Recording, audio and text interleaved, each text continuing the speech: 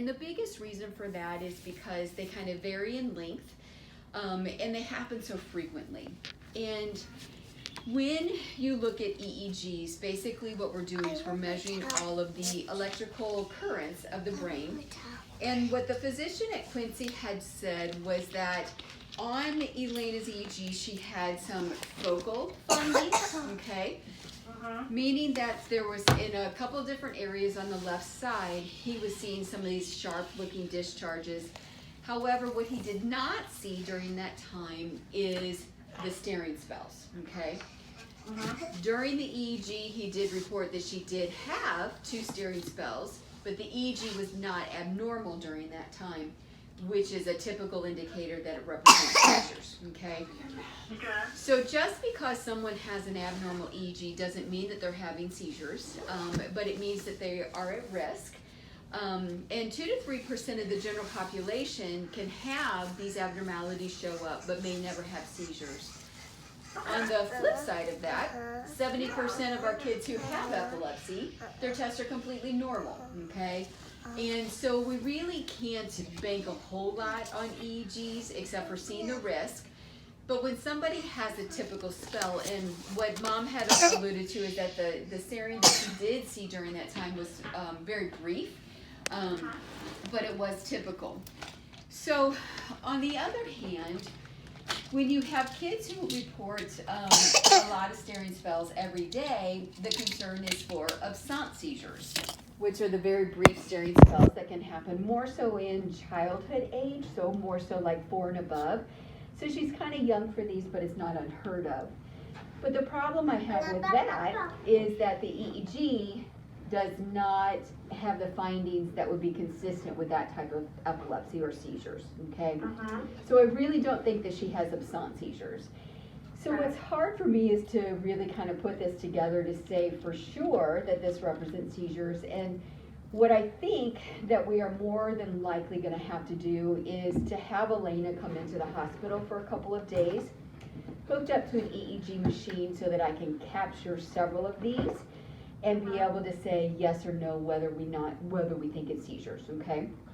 And then what I was also explaining to Mom is I did receive the disc of the EEG, but my physician, who I rely on to read these because I can't read EEGs, was not able to open it. And what's so hard is that there are a lot of adult physicians that overcall findings on pediatric patients, and where this was done was definitely an adult facility, an adult person reading it. Absolutely. And so what I don't want to just, yeah, exactly. And so what I don't want to automatically assume is that she has seizures or has epilepsy and put her on medicine. You know, if we go the medicine route, you know, she would no doubt be on it for a couple of years, if not longer. I really like to prove whether or not these kids are having seizures and whether or not they need an epilepsy diagnosis and medication. Okay? Medication is my last resort. I agree. Now there's really nothing natural that you can do if somebody truly has epilepsy.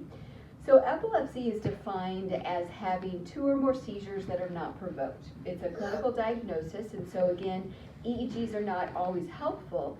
But because she's having these 3 to 4 times a day, every day, I think that we will very easily be able to capture these with a couple days worth of monitoring, so that we can be able to say, okay, yes, we see Elena is staring, and when we see her staring, we look at the EEG at the exact same time and be able to say if there is an abnormality or a correlation along with that, that tells me yes or no if it's seizure or not, and then move forward from there, okay?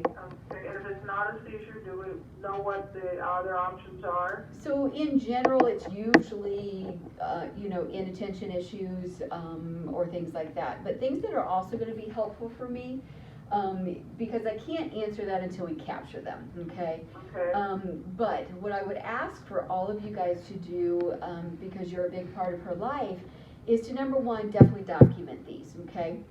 Right. But number 2, what I really need to know is what her response to a touch is, okay?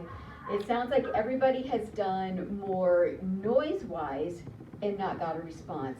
But we also know that kids have excellent selective hearing, okay? And so while I realize this is somewhat different than what some other kids who are not paying attention that they can look like, I also see plenty who have pretty good inattention skills that aren't seizures. But I'm gonna show, just one second. Okay. I'm gonna show Mom what I want you guys to do when she stares so that she can show you guys as well, okay? Okay. But basically, what I want, you can step, is that I want you to do this. I want you in her face, okay? Elena, honey, look at me. So you saw how, I'm sorry, I didn't mean to scare you, sugars. But you saw how quickly she looked at me, jerked up, right? yes. And so it's the touch that makes all the difference in the world, because she ignored you, right? When she was sitting there playing that, Elena, look at her, she didn't. But as soon as I did this, she looks at me, okay? Okay.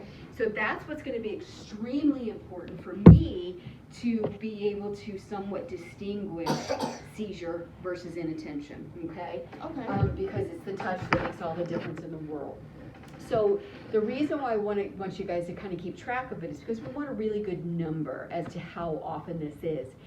Because in the long run, when we bring her in for the monitoring, if we capture the spells, we say, yes, they're seizures, and we put her on treatment, I need to know from you guys who live with her that we're making progression, okay? And so once you diagnose somebody with seizures and you put them on medicine, then what you have to be able to say is, okay, they are less and less and less.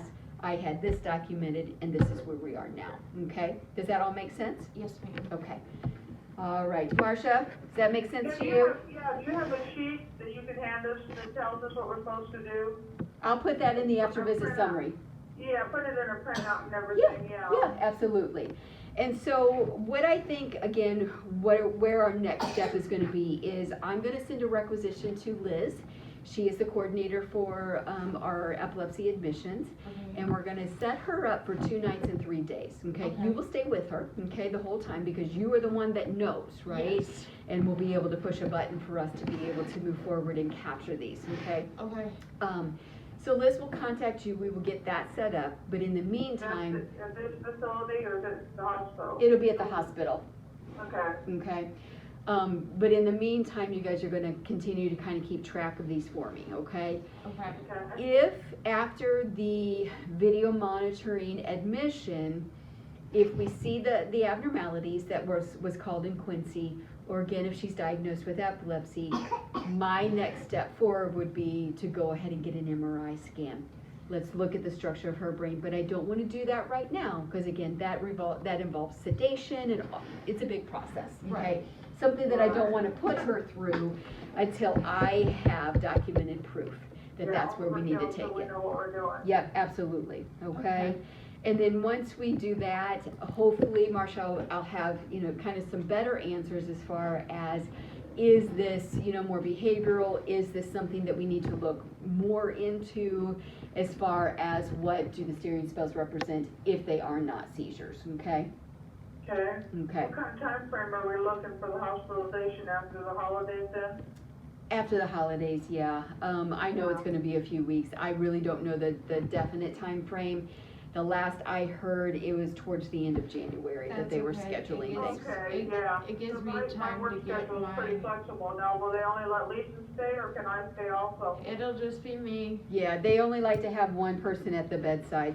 Okay. But this will give me time to get my FMLA paperwork Absolutely. filled out. Yep. But, Usually it takes 1 to 2 weeks for Liz to give you guys a call to set up and give you a date, okay? Okay. And then that way you can work on your FMLA papers, and if they need me to sign anything, I'm happy to do that. okay. So right now, guys, what I'm gonna call these are steering spells, okay? Because I wanna, again, make sure